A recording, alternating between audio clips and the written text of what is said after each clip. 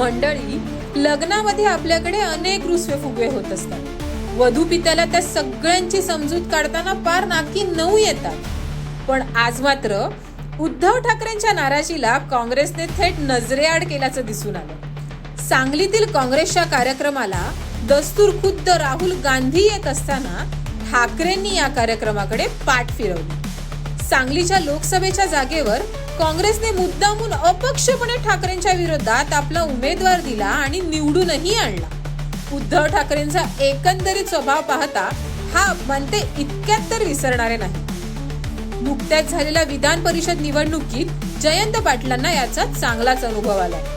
त्यामुळे मुख्यमंत्री पदाचा आग्रह, काँग्रेसच्या सर्वेत दिसणाऱ्या कमी जागा हे सर्व पाहून महाविकास आघाडीतील ठाकरेंचा रुसवा 2019 सारखं काही वेगळं वळण तर घेणार नाही ना, अशी शंका आता यायला लागली आहे.